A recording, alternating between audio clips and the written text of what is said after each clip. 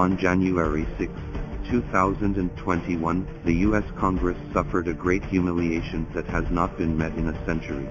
This day has been described by American politicians as the darkest, most humiliating, and most unbearable day in the United States.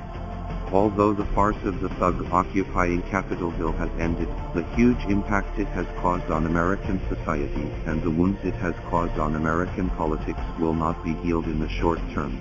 Hundreds of congressmen call for Trump's removal. Political internal friction exacerbates social division.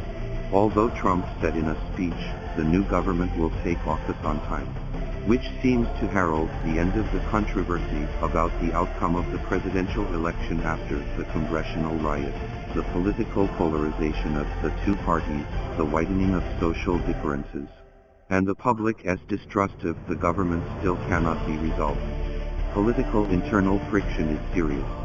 The violent political turmoil caused by the U.S. congressional riots in Washington continues, and many lawmakers have called for the removal of President Trump.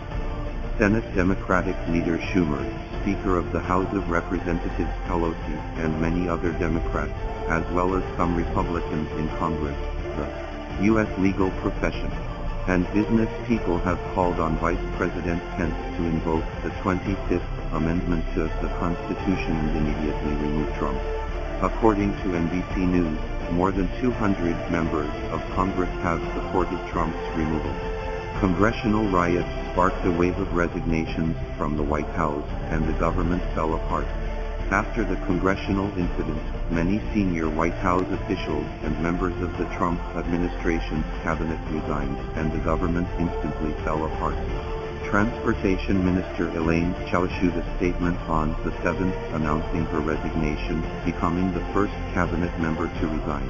Education Secretary Betsy DeVos has also submitted her resignation, stating that Trump's remarks incited the riots were the turning point that prompted her to resign. Government officials who announced their resignations included the National Security Advisor, Matt Pottinger, U.S. Special Envoy for Northern Ireland, Mick Mulvaney, and Office of First Lady Melania Director Stephanie Grisham and others. During the last 10 days of the presidency, many important government officials announced their resignations, which plunged the United States into a new political crisis and also plunged the United States into an unknown future. As the world's only superpower, the United States, under the leadership of the Trump administration, has gradually declined.